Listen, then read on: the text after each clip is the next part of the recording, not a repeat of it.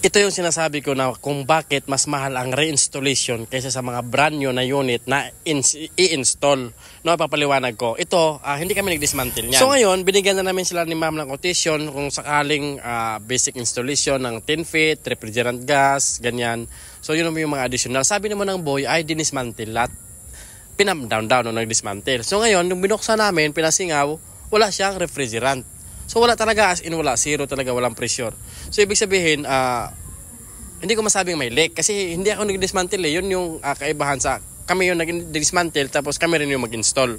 No, kasi ito, yung unit na ipapalitan kasi lagi nang natulo. So ikukwento ko lang, hindi naman to sa gawain namin ha. So kumbaga, mayroon kang dinismantle tapos kausap mo na yung may-ari. Sabihin na, sige, kakabit mo rin yan sa ano. Eh kung nalaman na alanganin na ikaw ang mag-install, ang gagawin ngayon, alanganin pala yung ako pala mag-install. Asan yung alin ko? Bubuksan ngayon yung valve, tapos may marinig na shhh, alam mo na yon. So hindi ko na ikukwento yung buong istorya. Aray ko ako internet. Pero safe na yung tanso. Safe na yung tanso, hindi mo tanggal yung bracket, may internet, nakasuksok sa ilalim ng ano. So lipatan na natin doon para malapit sa butas. So ganyan siya. Chung. So ito tuloy ko yung kwento ko. So kumbaga, ang mangyayari ngayon yan, walang freon, walang refrigerant. So ang magbabayad ngayon yan, yung customer doon sa mag-i-install. Additional yon bukod sa basic installation, kung may excess, tapos may cleaning, yun, mga additional yun. Kaya yun ang napapamahal. Kaya ito, advice ko, hindi naman ako nagre-reklamo. Kumbaga, kung meron kasi kayong kausap na nag-dismantle, doon yun na ipakabit, men. Huwag nyo na silang lukuhin, huwag nyo na kayong maghanap ng mura. Kasi kawawa naman umasa na yung technician, umasa na yung tao na siyempre, nag-aantay yun kung kailan ipapakabit. Tapos ngayon, maghahanap kayo sa mga social media kung saan mas mura, saan mas ano. Tapos ngayon, pag nagkaroon ng problema, babalikan mo siya, tatawagan mo dahil nagkaroon nga ng problema. So parang nakaka-insulto naman yun, di ba? Parang nakakupal naman yun pag mga ganon. Pero para sa akin, hindi naman ako pasalamat ako kasi may gawa, ganyan. Pero isipin natin yung yung kausap natin nung una, no? Kasi natin yun kumbaga para sa akin, kapwa technician ko rin yun, ramdam ko rin yung nararamdaman nila na umaasa, ganyan. Kasi siyempre may araw-araw tayong gastusin, mga ganyan. Imbis na umaasa sila dun sa araw na yun ang pag-usapan nyo, tapos malalaman nila pagpunta doon ay nakabit na pala. Kaya minsan kahit hindi ka marunong magmura, makakapagmura ka eh. So ito na yung pipe natin na ginawa, nilagay ko na nahuli lang yung supply kasi naalala ko nasa labas pala yung breaker.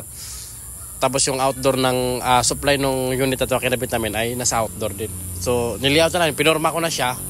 Tapos isalpak na natin yan. Kumbaga naka-bin na yan siya. Tapos salpak-salpak na lang papunta sa indoor. Yan para ikaklam na lang natin. So yan po yung diskarte ko. Pag pwede naman siyang naka-loop, naka-roll, naka-circle, di ba? Depende na lang sa inyo. Pero pag marami pa kayong oras, pwede kayong maggawa-gawa ng art kung basta ubusin nyo lang yung 10 feet, no? So, ganyan lang. Papakita ko lang sa inyo yung mga diskarte at saka yung mga kwento na reality sa pagiging isang aircon technician. Hindi lang to basta-basta trabaho lang na skilled.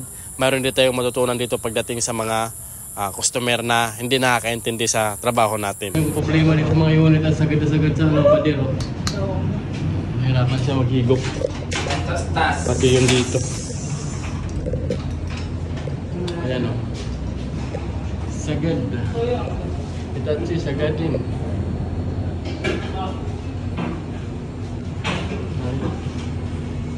Ito na kaibahan niya yan. Tawag na o.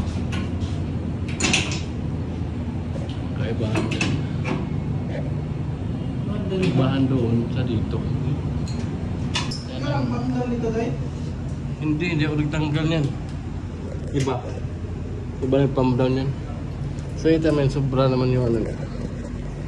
Ngayon, para maubos yung 10 feet niya, gagano na lang natin ito, ganyan. Tapos yakit uli. Pag ganon, tapos pabalik na naman dito. Para sakto talaga ubos. Kasi hanggang dito pa yan o. Ayan o. Basta lagi nyo lang tatandaan, men. Basta kapwa ko technician, tapos sa tama tayo, ipaglalaban natin yan, no? Dati, marami akong kalokohang ginagawa, pero may time naman tayo, may panahon naman tayo para magbago. At doon natin ma-realize yun na yung karma ay masakit talaga pag nangloko tayo ng mga customer. So, marami pang panahon para magbago tayo, lumaban tayo ng patas at gawin natin yung tamang serbisyo. At pag mag-encounter naman kayo ng mga makakulot na customer, mayroon naman tayong choice para tanggihan sila, no?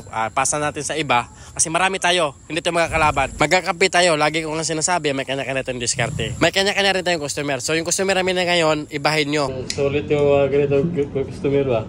Kasi bibigay 500, 100. Ay sir, hindi basta-basta. Ano na agad?